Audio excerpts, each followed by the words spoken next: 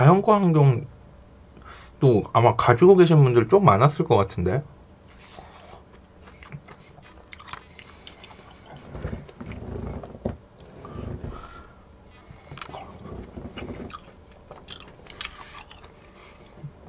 일단은 종목에 대한 거 좀 이따 하고, 이제 한 150분 가까이 오셨으니까 시장부터 좀 보죠.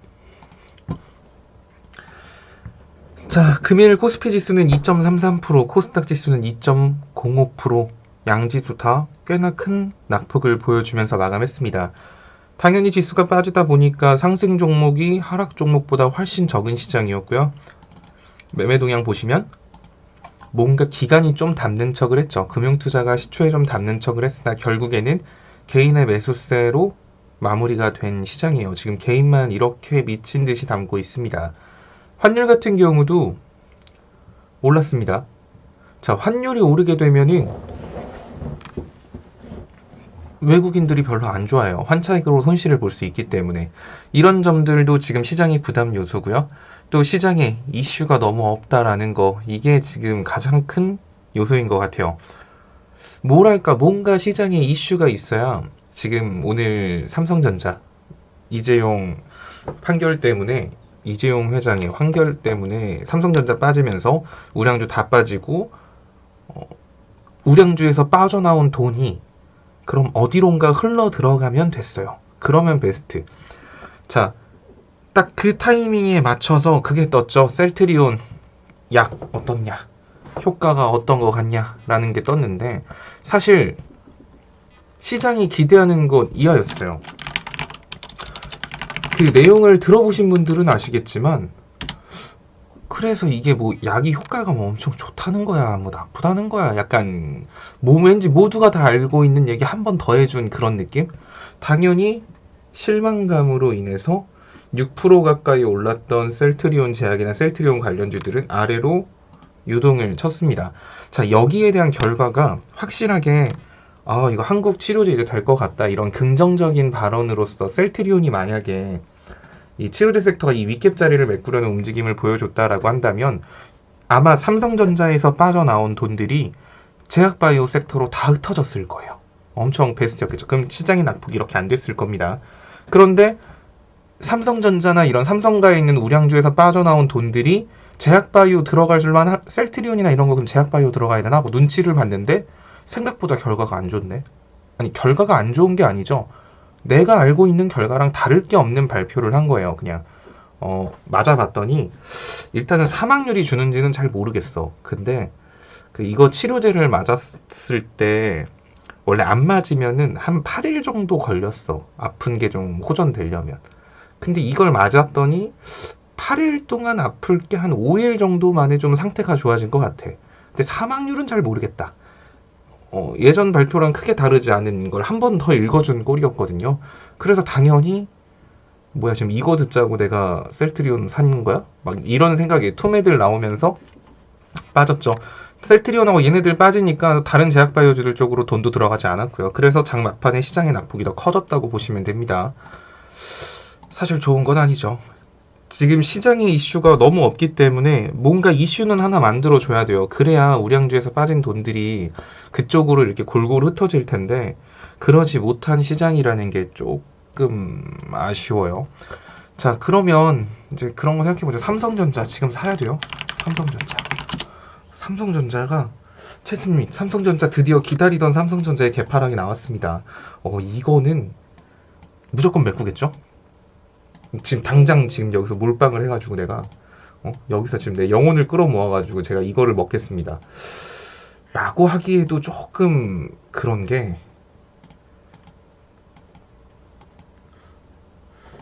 여기에 63,000원에 매번 말했지만 여기는 삼성전자의 주봉갭이 있거든요.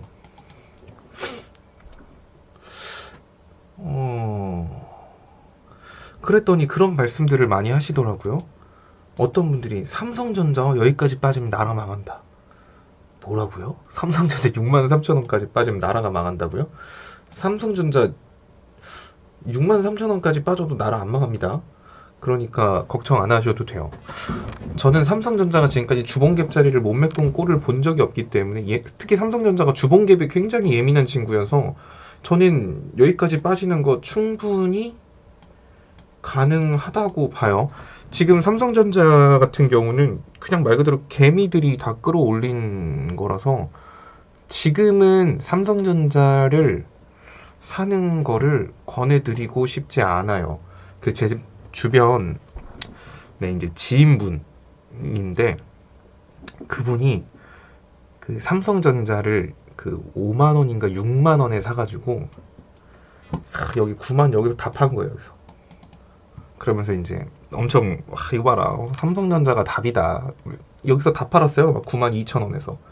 그리고 그 최근에 9만 2천 원에서 다 팔고 9만 1천 원인가 여기서 이때 판 물량에 곱절로 다시 들어가시더라고요. 그리고 지금 물렸어요. 당연히 못 팔겠죠. 어쨌든 삼성전자는 하방에 갭자리가 있기 때문에 그냥 지금부터 조금씩 사는 건 상관없어요. 근데 그건 알아야 돼요. 여기까지도 열어두면서 사는 거예요. 여기서 지금 몰빵하는 게 아니라 그냥 그럼 삼성전자 하루에 한 주씩 사야겠다. 하루에 한 주씩 사서 약간 이런 생각으로 접근해도 오케이. 언제까지? 갭 메꿀 때까지. 근데 지금은 사실 메꿔봐야 3% 정도밖에 먹는 게 없기 때문에 지금 과비중 들어가긴 뭐하고 까먹지 않게끔 그냥 한두 주 정도 하루에 한 주 가격이 비싸서 부담된다 그러면 일주일에 두 주? 요 정도의 생각으로 천천히 접근하시기엔 괜찮을 것 같습니다. 자, 코스피 지수 같은 경우도 사실 인간적으로 일봉 말고 우리 주봉으로 봐보죠. 월봉으로 봐볼까? 월봉으로 볼까? 주봉으로 볼까? 주봉으로 볼게요. 자, 과거부터 시장지수 차트를 이렇게 쭉 훑어보면은 급격한 상승폭의 절반, 낙폭의 절반까지는 보통 항상 반등이 나온다라는 걸 알 수가 있어요. 이때도 급격하게 올라간 거 이렇게 중간중간에 꼭 절반은 아니어도 이런 식으로 이 칼같이 절반 선을 그을 수는 없지만 이런 식으로 급격하게 상승을 보여주면 꼭 이런 식으로 절반 조정을 주면서 올라가요. 그러니까 이렇게 이런 식으로 올라갈 때도 이렇게 떨어질 때도 낙폭의 절반, 낙폭의 절반 이런 식으로 가는 거죠. 낙폭의 절반. 올라갈 때도 근데 올라갈 때 급격한 상승의 절반 조정 없이 이렇게 올라가면은 떨어질 때도 낙폭의 골이 엄청 깊죠. 낙폭의 골이 엄청 깊어요. 그리고 반등, 박살. 결국에는 시장은 여러분들이 원하는 거는 막 이렇게 수직 상승이겠지만 절대 수직 상승하지 않는다고요. 그런데 지금 시장이 거의 수직 상승을 했어요. 몇 주째 올랐는지 모르겠습니다. 우량주 가지고. 어디까지 더 올라갈지 몰라요. 이게 순간적으로 흔드는 걸 수도 있겠죠.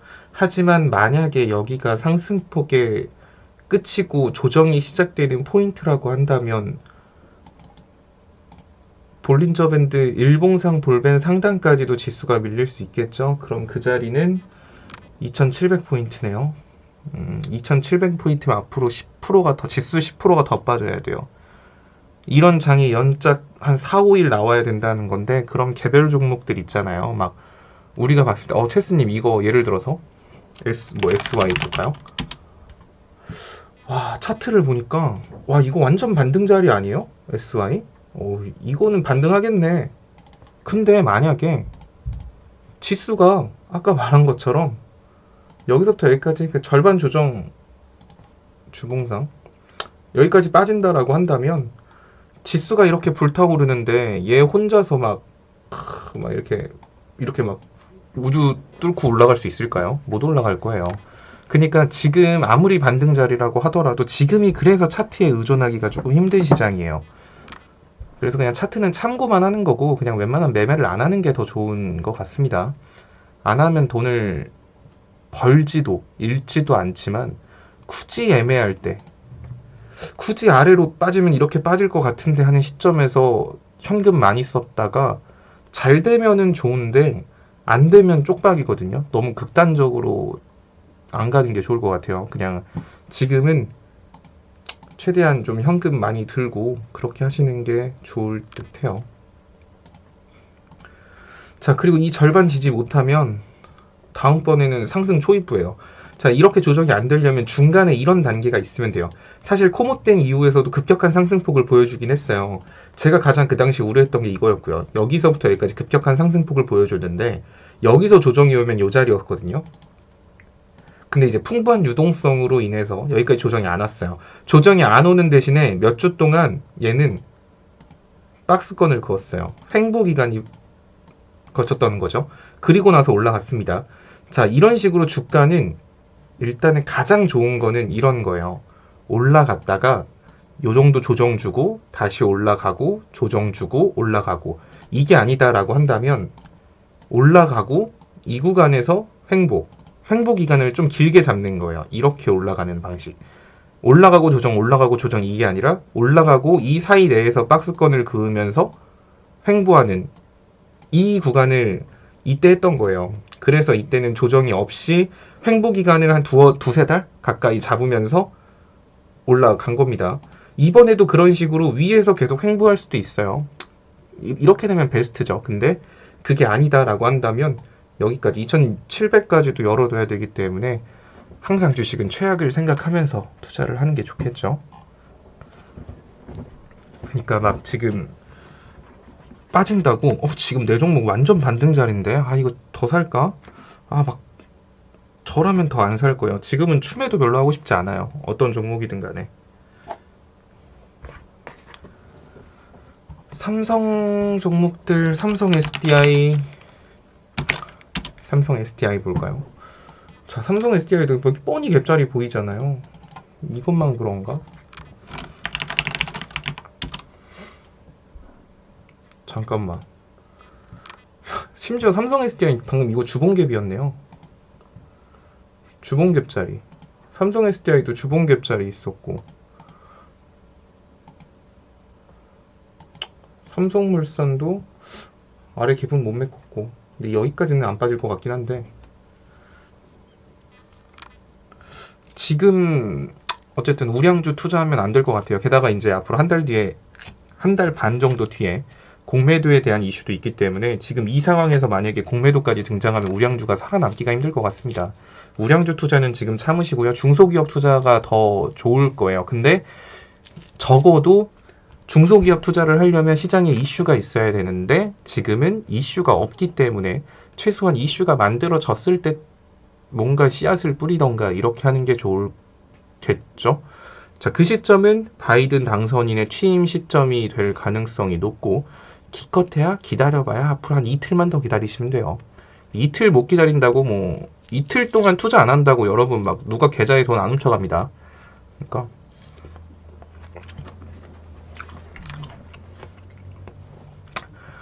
그렇게 하시면 될 것 같아요. 코스닥은 볼 것도 없죠. 코스닥도 진짜 급격하게 오르긴 했다.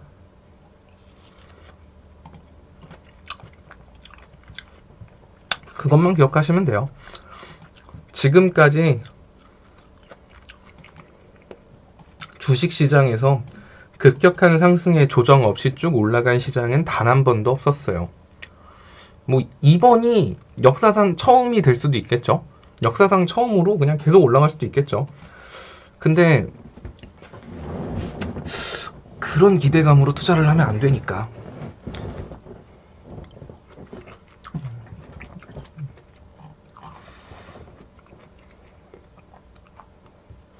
네, 어서오세요. 그리고 또 내가 오늘 어떤 얘기를 드리려고 했지?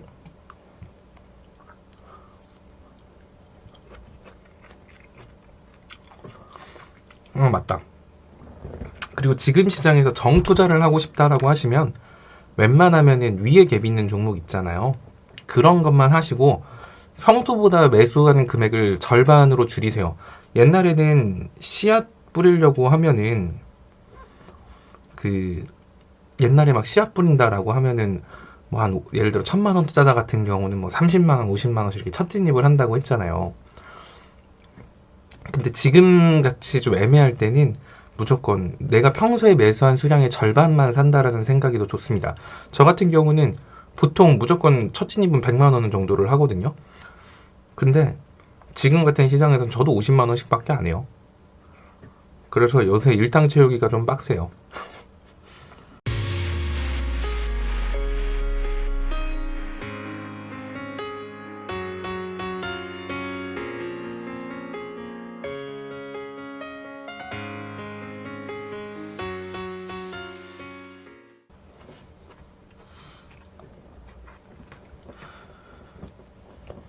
이거 또 뭐가 있을까?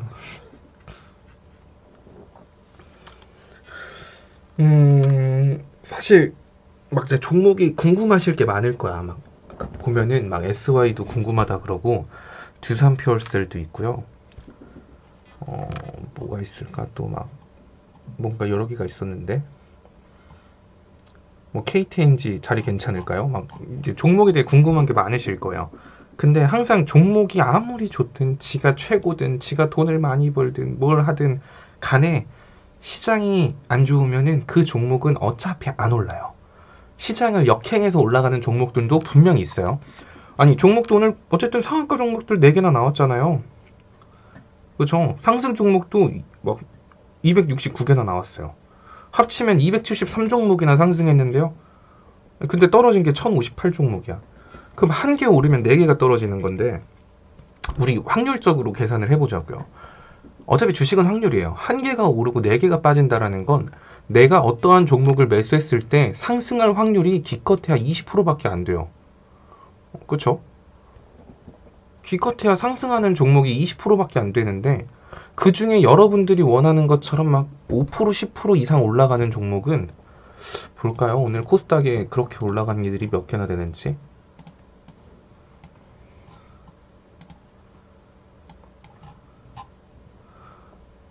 자, 되게 어렵게 생각할 게 없음. 자, 여러분들은 이런 것만 보죠. 와, 이건홀딩스 오늘 상한가 같네. 와, CIS 20%. 아, 이건 배 아프다. 아, CIS 이건 좀 배 아프다. 아, 와, 이거 뭐, 라닉스 13%, 이거 칩셋 미디어 13%, 와, 쩐다. 막, 셀리버리도 막, 와, 12%? 근데, 자, 이제 50등 밑으로는 5%, 4%, 3%, 2%, 오늘 올라간 269개 중에 50개를 제외하고는 상승 종목이 5%가 채 안 된다고요. 50개를 제외하고. 그럼 여러분들이 자 코스닥 상장되어 있는 한 1,500여 종목 중에 아니 1,400여 종목 중에 여러분들이 올라가는 5% 이상의 상승폭을 보여줄 수 있는 종목은 기껏해야 50종목. 그러면 확률은 3%인가요? 거의? 그 정도 되나? 3%도 안 되나? 그런 확률을 가지고 굳이 지금 투자를 할 필요가 있느냐 이거죠. 어쨌든 제 핵심은 상승 종목이 많은 시장, 그러니까 적어도 반반은 돼야지 뭔가 차트를 분석해서 반등 구간을 잡고 뭔가 종목에 대해서 논할 수 있는 거지. 지금 이렇게 올라가는 종목이 전체 종목이 20%밖에 안 되고 또 개 중에 한 5% 정도 되는 수익을 보여줄 수 있는 게 50종목밖에 안 되는 이런 시장에서 왜 자꾸 이렇게 막 차트를 보고 신규 진입을 하려고 하고 막 반등 구간을 잡아서 들어가려고 하는지 모르겠다는 거죠. 왠지 이 종목 반등할 것 같아요. 그래서 저 이거 들어갈래요. 해도 그게 반등할 확률이 20%밖에 안 된다고요. 그냥 확률적으로만 봤을 때. 너무 낮은 확률에 투자할 필요가 없는 거예요. 차트가 좋아요. 차트가 반등할 것 같아. 근데 시장 지수도 보니까 거의 반반이야. 올라가는 거 떨어지는 거 반반이거나 상승 종목이 좀 더 많은 시장 같아. 그러면 차트상 반등할 확률도 높고 시장 지수로 인해서 상승하는 종목이 50%, 60% 나온다라고 한다면 내가 생각했던 그 종목이 거기 안에 들어갈 확률이 더 높으니까 그러면은 이것도 확률 높고 이것도 확률 높으니까 투자할 만하다가 되는 거지만 지금은 굳이 뭐 할 필요가 없습니다. 그러니까요. 이게 그러니까 뭔가 막 자꾸 추매하려고 하지 마세요. 지금 요 며칠 시장이 많이 빠졌기 때문에 여러분들 종목 당연히 빠졌어요. 제 것도 뭐 퍼러딩딩 하니까 사실 시장 빠져서 종목 빠지는 건 당연한데 중요한 건 그거예요. 그러면 지금 내가 여기서 홧김에 추매를 해야 되는가 안 해야 되는가. 근데 저는 이렇게 시장이 너무나도 좀 무섭다는 느낌을 받을 때는 아무리 빠져도 춤에 안 해요. 그냥 초코송이나 먹자. 아유 잠이나 자자. 그냥 귤이나 까먹자. 약간 이런 마인드여가지고